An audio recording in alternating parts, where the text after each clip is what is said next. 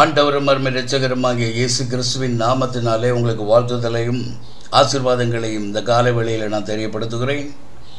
இந்த நாளில் காலைதோறும் கர்த்தருடைய வார்த்தை என்ற இந்த பகுதியில் எசேக்கியேல் புஸ்தகம் 18ஆம் அதிகாரம் 30ஆம் வசனம் பிற்பகுதி.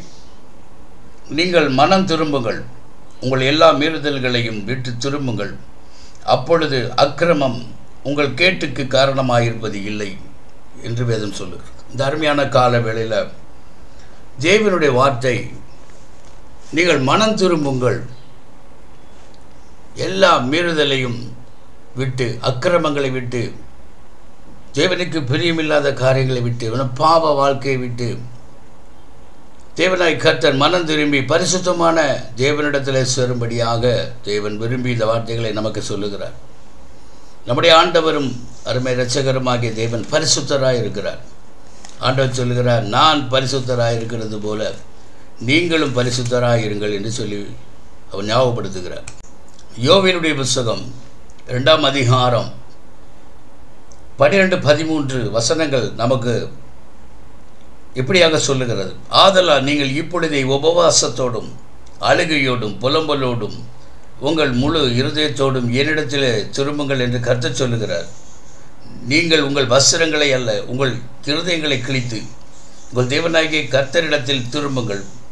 அவர் இரக்கமும் மன உருக்கமும் நீடிய சாந்தமும் மிகுந்த கிருபையும் உள்ளவர். அவர் தீங்குக்கு மனஸ்தாபப்படுகிறவருமாய் இருக்கிறார். இந்த நாளிலே கர்த்தர் நம்முடைய இருதயங்களை தேவனுடைய சமூகத்தில் கொடுக்கும்படியாக விரும்புகிறார்.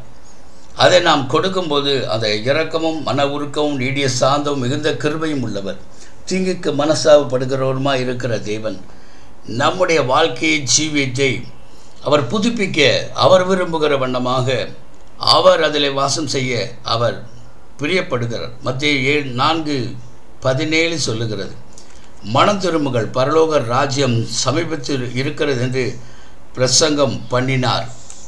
மத்தேயு 9:13 சொல்லுகிறது, பாவிகளையே மனம் திரும்ப அழைக்க வந்தேன் என்றார்.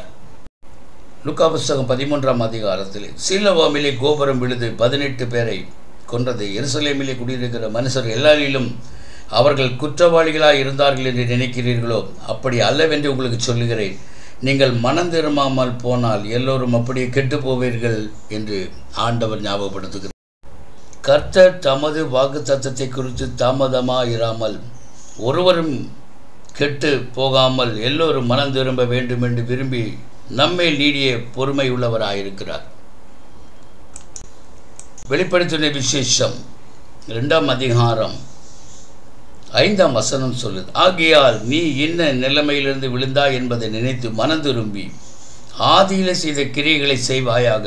இல்லாவிட்டால் நான் சீக்கிரமாய் உன்னிடத்திலே வந்து நீ மனம் திரும்பாத பட்சத்தில் உன் விளக்குத்தண்டை அதனிடத்திலிருந்து நீக்கி விடுவேன் என்று எபேசு சபைக்கு ஆண்டவராகிய கர்த்தர் சொல்லுகிற வார்த்தைகளை இந்த அருமையான வேளையிலே நாம் கேட்கிறோம்.